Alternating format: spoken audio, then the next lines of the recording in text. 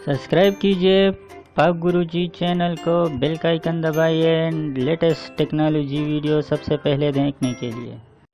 अस्सलाम वालेकुम दोस्तों, मैं हूं पाक गुरुजी चैनल से और आज मैं आपके लिए लेकर आया हूं कि आप अपने मोबाइल में ICC चैंपियन ट्रॉफी 2017 कैसे देखेंगे। तो चलिए शुरू करते हैं। सबसे पहले अपने मोबाइल के प्ले स्टोर पे जाइए। यहाँ पे आप टाइप कीजिए PTV स्पोर्ट्स।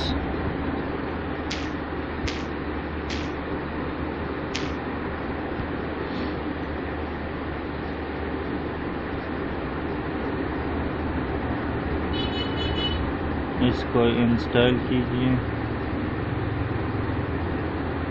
एक्सेप्ट कीजिए। ये डाउनलोडिंग शुरू हो गई है, ये 2-3 मिनट लेगा डाउनलोडिंग में।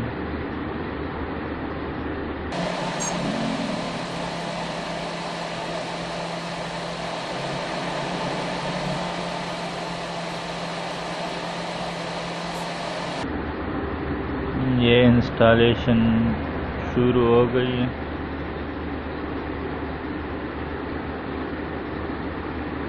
इसको ओपन कीजिए। ये देखिए मैच शुरू है, अभी आप देख सकते हैं।